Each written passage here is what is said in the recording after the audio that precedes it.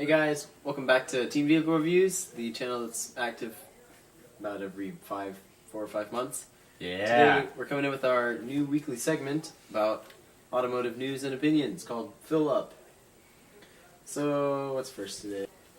GM has announced a self-driving car, which is a big to the car community because we like driving cars. But that aside, this is it's just the Chevy Bolt. It looks like a Pontiac Vibe GT, if anyone is aware of what that is. I can include a picture right now. And it's basically just a cruise. But there's no... This is a new self-driving car because there's no steering wheel, there's no pedals, there's nothing. So... Yeah. Why does it look like a car that you drive is kind of what's got people angry. That seems to be the problem with this car. There is no features of this that make it any different than a normal car other than the fact that there's missing a steering wheel and pedals. Like, there's no selling point here. It's just like, I mean, I guess as a fleet... It is supposed to be a fleet vehicle. As a fleet vehicle, that makes sense because there's nothing new, nothing that could cause issues except the fact that it's a self-driving car which has never existed before. But, like, if I'm buying this car as a consumer, why do I want to buy something that looks incredibly bland? Like, I guess that's much my opinion, but, like, why? I just don't see any selling factor in here that's like, oh my god, this car stands out, you should buy this car. I mean, think of the cars, like, in the 50s, there was, like, the whole idea that you were going to be able to, like, get 4 seats together in a car, and you're all going to be able to face each other and converse and do things with, like, a table in the middle. Here, you're restricted to viewing the road. Yeah, as if, like, why do you need to see that? This doesn't make sense. This looks like they literally just took the pedals and the steering wheel out and said, oh, it's a self-driving, it's an automatic controlled car now. You don't, but I don't know. They could have done a lot more. And I think instead of just reworking a car, like, this should have been a whole new car to announce that it's going to be released in 2019. They plan to have these cars on the road in 2019. Which, to do, by the way, they have to subvert 16 separate restrictions placed on cars by the government, but they're technically for human-operated cars, not really for... So GM is asking for a waiver for those, and if that happens, I think there's like 2,500 of these that are going to be on the roads next year. And they'd like to start using the money that they get from that to fund it into a larger scale operation. Alright, so... Now we're moving into... Okay, so this is... weird performance cars. This is the Ford Edge ST. And just to start off, like, people don't really know what the word sports car means anymore. Like, if you ask somebody, they'll probably tell you that, yes, an Audi Q5S is a sports car. No, like, Miata is a sports car. The MGs from the 80s, that's a sports car. Triumph Spitfire, not this. Ford Edge ST. So, what does ST mean? ST means that you get a sport mode. It's got a 8-speed automatic transmission. Sport truck. It is all-wheel drive, and you get a 2.7-liter EcoBoost V6 with 335 horsepower and 380 pound-feet of torque. But who's gonna buy this? Who is this for? Oh man. I mean, I don't think many people who buy a Ford Edge are like, I wish I had a sport feature. Like, I think they want this car for practicality and... Can you imagine hooning a Ford Edge ST? I mean, like, it's gonna become a meme, like, within the car culture. Like, that's all that it's asking for. I think they're just compiling things together and be like, okay, I'm gonna see if I can sell this. Yeah, like... I don't think this is going to sell well. Crossover sport... Or, like, performance crossover models. Like... Imagine a Honda CR-V, like, with a turbo. That's exactly what this is. A CR-V with a... slightly larger. And there's some more. There's the back of the Ford Edge ST, because maybe you want to see that. Oh, man. This is our favorite This is good. For some reason, someone also wants a performance Chevy Tahoe. But, like, not just, like, a sport mode and a somewhat different engine. This is... the performance option. It is the Chevy Tahoe RST. Chevy Tahoe RST. And this thing has 420 horsepower and 460 pound-foot of torque. In an SUV. It's a 6.2 liter V8. Yes, that is the same one in those range-topping GMCs and Cadillacs. But now it is not only limited to those either more powerful or more luxurious GM brands. It is now in the layman's Chevrolet. See, the base price of this car is $66,000, but you can get an upgraded brake package and different sport add-ons to make this car even sportier. And I don't know why you wouldn't upgrade the brakes in this, because I think that it weighs 5,700 pounds. But again, my problem is who's gonna want this? No, but you cannot drive this in a sport way, you're gonna which flip. is the problem. It's a sport-oriented vehicle. It's branded as a sport-oriented vehicle, but you cannot drive it in a sport-oriented way. 10-speed automatic, which is fast. It's gonna be quick to accelerate because it's like 5 seconds, 0 to 60. Which is horrifying because of how heavy it is. Also, yeah. But you cannot take a turn fast in this. You're going to go off the road, and you're going to flip because of the high center of gravity. And that's just... I just don't understand the logistics of this. I don't envision this selling well either. These cars are just so silly. I mean, why would you want this? Why... Each their own. We'll see how it sells. For reference, 5.8 seconds 0 to 60. That's 0.1 seconds quicker than my 12-year-old now, bottom of the range Mercedes. Not even a performance model. It's just your average 3.5 liter V6. And this does 6.1 seconds quicker than that. That's what you get for $70,000-$80,000 with your stock Borla and your 4-wheel drive. That's what it comes with if you get the performance package. You can add on a Borla exhaust. Yes, which supposedly adds horsepower. Head out of this before we get to yeah. Oh, and it's a meme. Like, really, it's headed for memedom. Also, they just plastic. You know, nothing more to say there. Plastic. Soon-ish, Mercedes is coming out with the AMG GLC 63S Coupe. Coupe meaning 4-door crossover because. What do words mean anymore? It's a tongue twister car. Yeah, not as much as one that we're about to show you from BMW, but not a fan. This is ugly. Like, oh, you know, we should have got a picture of the side profile, but you can. It's just, man. I don't see the beauty in this design. I mean, it's got fake exhaust trumpets. It's classy in the fact that it's a Mercedes and nothing more. It's and that's my problem. Literally just brand. That's all they're going off of here. Brand. I mean, this is like... First of all, it looks exactly like an X6. I mean, let's get that out of the way. It looks exactly like an X6. And it's just... I mean, again, why would you buy this car? If anybody, like, if wants to tell us in the comments, like... Tell me why you would buy a car. Why you would buy this car. I mean, this car is... I don't remember the exact price. GLC 63S is probably getting into the 6-digit range. Yeah, so if you would like to buy these at some point, tell us why. I'd be interested to see a second opinion. Yeah, let's get some... Okay, so the 7 Series in America has not 1, not 2, not 3, but 4 engine options, 4 drivetrain options.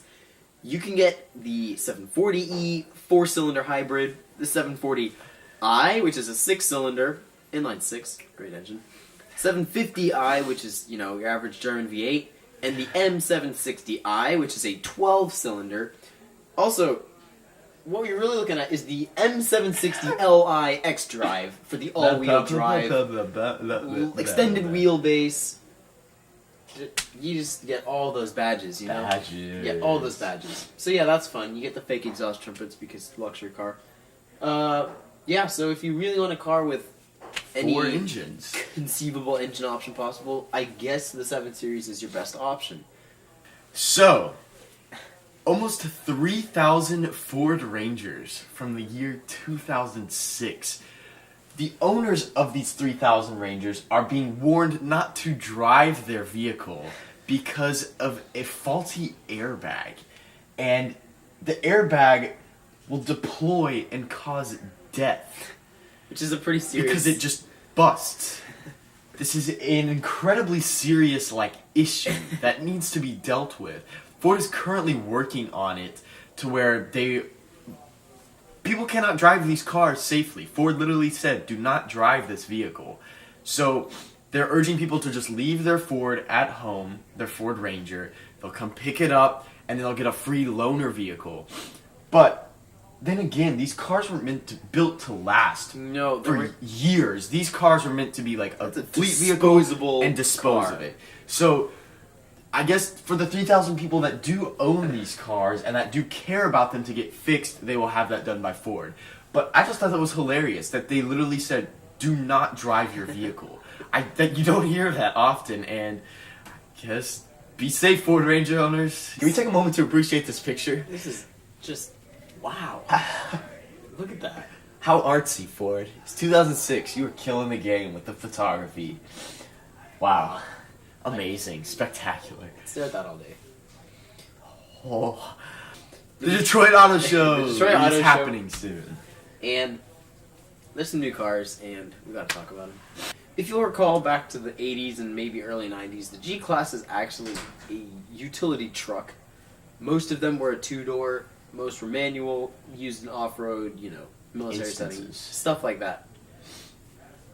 Now it is now a Twitter, oh my god, this is a goals car, this is what I want. I remember when Mercedes tweeted that they were canceling the G65 AMG. Twitter went... They went insane. They were like, oh my god, that's the car that I was going to buy. And it's like... it's just the AMG you want. Yeah, it's not the base model one. Man, and you got your... and it's not really much of a...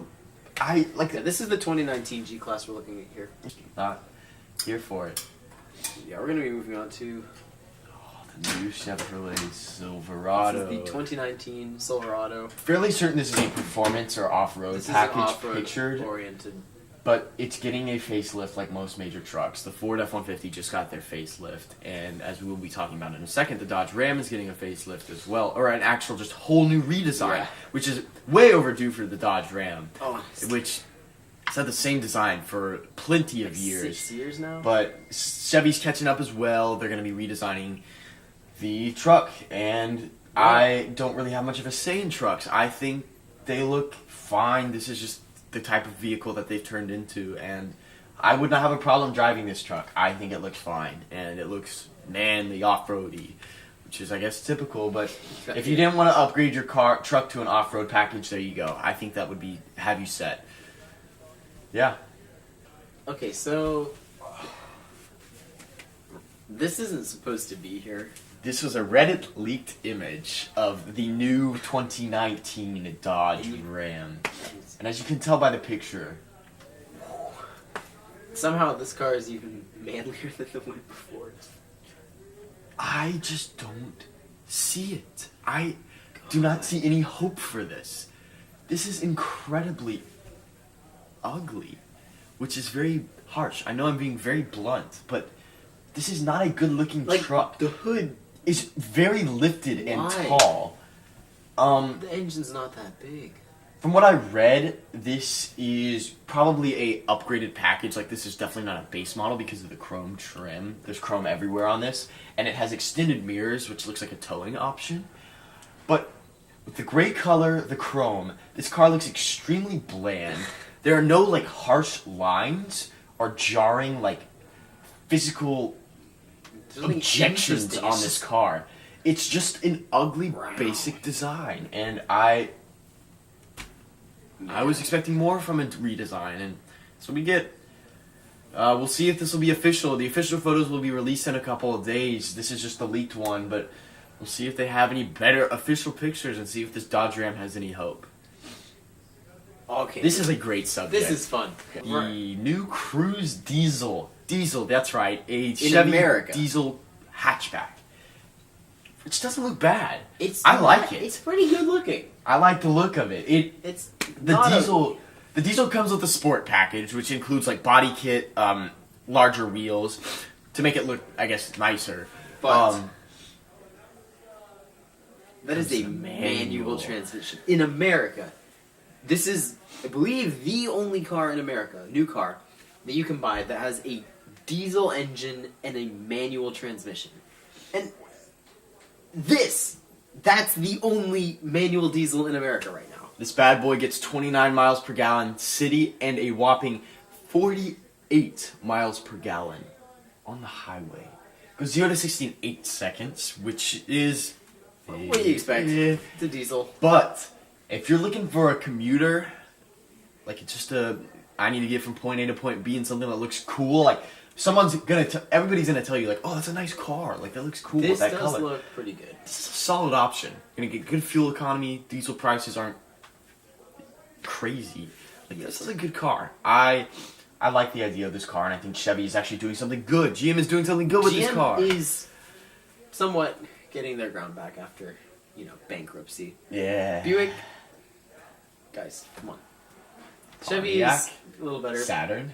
There are a couple dead brands, but Chevy's not bad, especially with, of course, their large sedans. I mean, the Impala and the Malibu just doing really well in ratings and reliability. Cadillac, Escalade, really?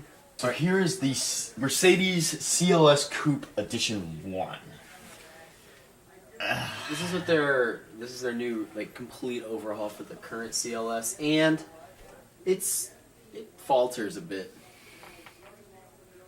I don't really know if I like the design very much. It looks a little strange. The CLS has always looked a little strange and different from the basic Mercedes, which I think was the purpose of it. But this one is very stereotypical sports sedan, like basic level one. I don't like the black. It just doesn't look classy. It doesn't have the Mercedes-Benz touch, and I'm not digging it. I'm not digging it, Mercedes. This looks weird. All right, so Oh. if when you saw the Civic Type R, you thought, "Geez, that looks like a Hot Wheels car." Well, Welcome to the Subaru has a car for you. Subaru. Yeah, help us out with that. I don't like it. Supposed to be like an STI kind of sports car. It has wide body, like carbon fiber accents, Things. diffusers, splitters, and it doesn't have door handles. It has buttons. that you push in. That's gotta feel great. This is a concept car, and this is the direction that automakers are hoping that we head in. We have self-driving cars with no steering wheels and no pedals. We also have This. the shape. Whatever this is. At least it has real exhaust. I mean, I just don't like the direction that we're heading in automotive industry. I Not hope you looking take that into your heads, because this does not look good. No. Don't like it. Not for the Hot Wheels cars. Now, this is much better news. we have some exciting news. That is the new Supra that will be released and showcased at the Geneva 2018 Auto Show. It is not going to be branded as a Toyota, though. It will be branded as a Gazoo Racing, which sounds like Kazoo. It sounds a lot like Supra. Kazoo. And the weird thing is, if you'll recall, Toyota already has a Toyota racing development. So I don't know where Gazoo Racing came from. But it's here. It's here, and It's making its mark. That's what a Supra. That's the spiritual successor to the Supra. I mean, namesake actually. It's going to be called the Supra. It's going to come in 4 packages. We're going to have the basic Supra, the Supra GR, the Supra GR Sport, and the Supra GRMN, which is the top of the line Don't model. know None of us know what those mean. how much difference there's going to be between those, but Don't know what it's going to look like. But I'm extremely excited because the previous Supra, is an incredible car, and it never should have ended. But bringing it back, we're heading in the direction of sports cars as well, and I like that. Good job, Gazoo Racing. You get my high whoever five. you are. Yeah. All right, so this is Norway. It's a country in Northern Europe, and some people that live there bought this car. The Tesla P85D.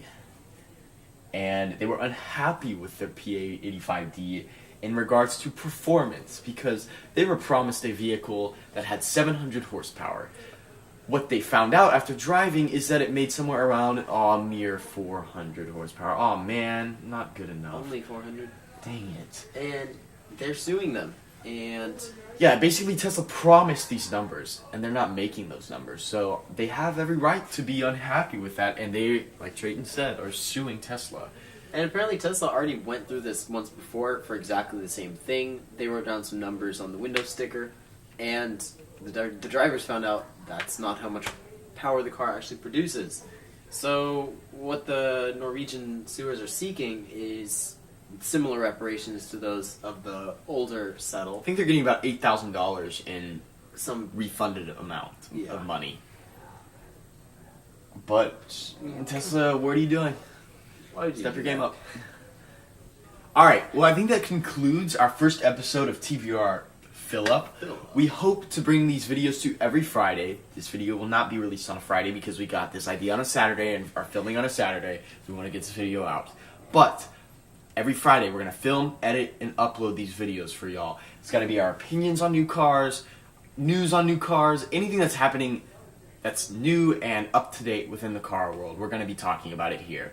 And that being said, if there are any topics that you would like to discuss, please let us know in the comment section. We'd be happy to give our opinions or argue about if we have different opinions, different things about cars. We'd love to talk about anything here. It's kind of like a podcast video YouTube series that we want to kind of create here. Mm-hmm. Just like to get some more interactivity with our user base. And if you're still subscribed to us, thanks. Thank you. It's been a while. We're gonna try. This time, we actually have time. We swear to our consistency, and we hope to make this great content for y'all. Alright, thank you so much for watching, subscribing, showing love. Until next time. Stay tuned. See y'all later.